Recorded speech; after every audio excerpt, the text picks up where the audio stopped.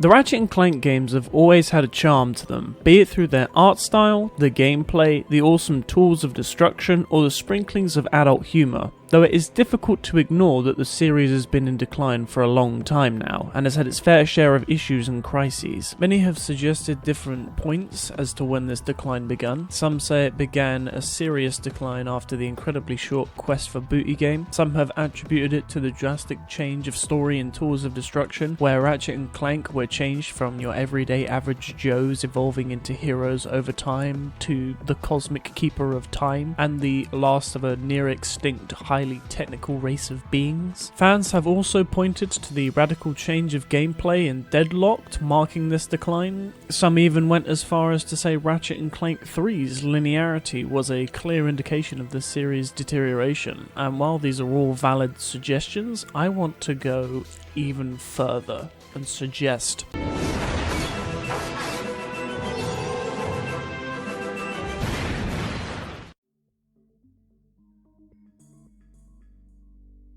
Ratchet and Clank 2 was generally a beloved sequel to the original Ratchet and Clank game. It added a large amount of extra stuff to build upon the original game, introducing an upgrade system to the weapons, a whole new galaxy to explore, an armor upgrade system, new collectibles, ship upgrading, a plethora of new activities such as arena combat zones, ship levels, as well as new gadgets to play around with. Now you may be thinking as I'm explaining all this to you, so how and why is this the point I chose for the decline of the Ratchet and Clank series? To explain this, I would need to talk about how the first game handled itself.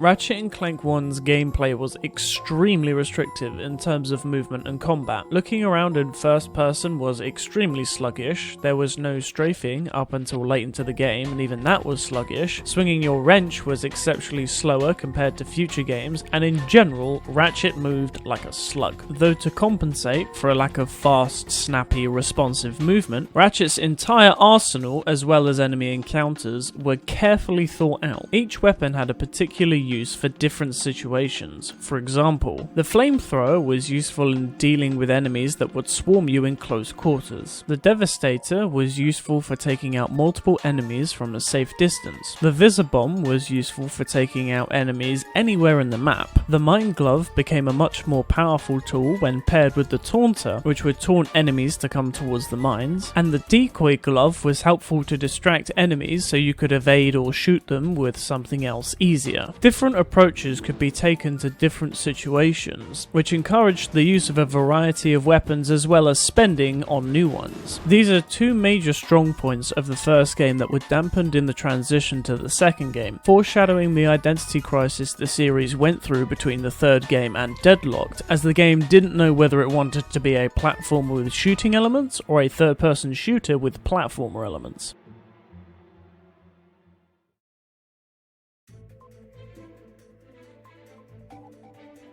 Easier strafing was introduced into Ratchet and Clank 2, and it allowed for much snappier movements while still facing enemies, with a mere press and hold of the L2 button. This meant, however, many engagements became a matter of strafing around an enemy and shooting them until they died. Granted, there were still opportunities to use weapons as they were perhaps intended, such as the Flux Rifle, and you could still choose to not strafe, though therein lies the issue. You had to specifically go out of your way to play the second game like the first, whereas in the first game it was required of you to utilize each weapon's strengths to their maximum potential to progress. There were some returning guns from the first game present in the second game, however they aren't nearly as powerful or as useful as they couldn't be upgraded as much, nor did they fit with the style of combat featured in the second game. Almost every weapon present here feels as though it could be used the same way for every scenario, just strafe and shoot, omitting, of course, weapons that were clearly meant to serve a specific purpose, such as the Decoy Glove. This is one of the main issues that plague the later games, as every weapon later in the series that was built for specific purposes, such as the Shield Glove,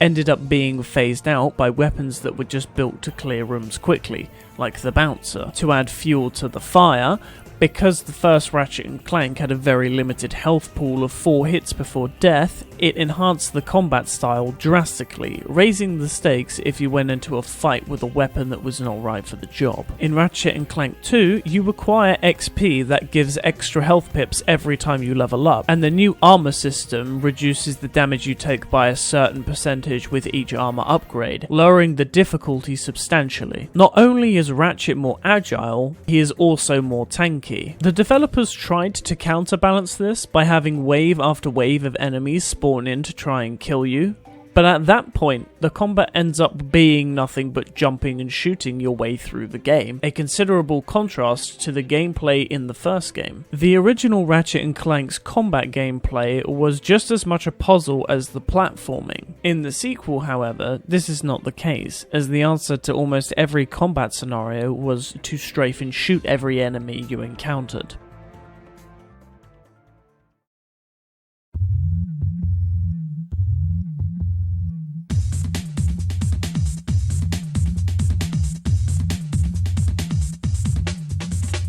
Another noteworthy difference between the first game and the second game was an increasing linearity of the level design, albeit it's not as crazy as the difference between the first game and the third game. However, there is a noticeable difference. The majority of the stages in the second game only have 2 lanes to go down, or one big lane culminating into a boss fight. For comparison, Ratchet and Clank 1's array of planets more often featured 3 lanes to explore, whereas in the second game, only one planet featured this 3-lane setup. You could make the argument that Ratchet and Clank 2 made up for this lack of extra paths with all the extra activities, though these areas are either arena fights utilising the same strafe and shoot style gameplay, or vast open landscapes of more of the same strafe and shoot gameplay. A similar argument gets posed for the third game, being that there is content there, you just have to complete it in a sequenced fashion. Though this sequencing of content takes away from the kind of gameplay presented in the first game, where some paths were presented to you, but you needed certain tools to traverse them, foreshadowing more gadgets you could acquire. Ratchet 2 does try to stick to this premise despite the change in gameplay, though the reduction of extra paths and planets and a more linearly sequential story deducts from the complexity this could have achieved. It usually takes me a noticeably longer amount of time to beat the first Ratchet and Clank game than the second because there are more paths and slower, more well thought out progression in comparison. Additionally, the story in the second game does not place the focus as squarely on the duo as it did in the previous game. Ratchet 1 focused a lot on the developing dynamic between Ratchet and Clank, as well as their interactions with the beings on the planets they flew to. The objective of defeating the big bad was always a part of the story, but was typically pushed back and forth between the foreground and background, with Clank usually being the one keeping the duo on track and Ratchet being sidetracked by cool looking gadgets and planets. The second game brings the main objective to the foreground most of the way through the game's story, with the dynamic between the two characters being much more subdued, though this is likely due to a lack of interpersonal drama between the two characters this time around. The pair are, for the most part, on the same page throughout the story, and don't really show their defining character traits as much as in the first game. That's not to say there's no evidence for it, it's just very inconsistent, and in the times where their dynamic with other inhabitants of planets does come up, it is extremely short-lived, and you're thrown straight back into the main plot of the game.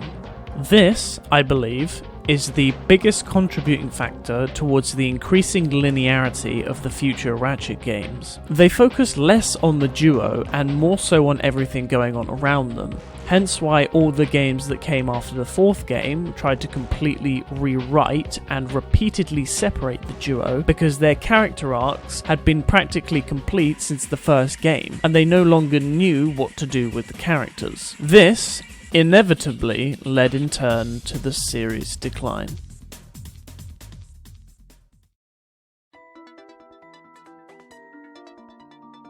That is not to say, however, that these games are awful pieces of garbage that should be thrown in the trash. Except for the PS4 reboot.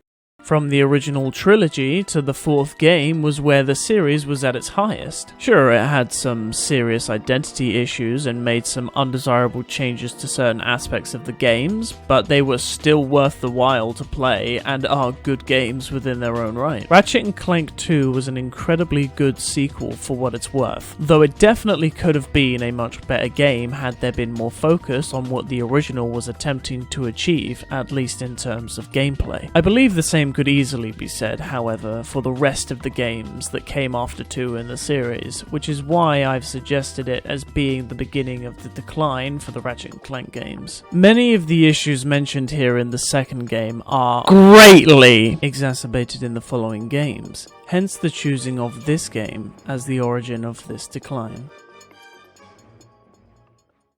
Hope you all enjoyed this video. It's a noteworthy change from my previous videos. I do apologise for it taking so long to be made. Still getting used to the old editing program. Let me know if you like this style by liking the video, subscribing, and commenting on what you enjoyed. I appreciate you all, and I will see you in the next video.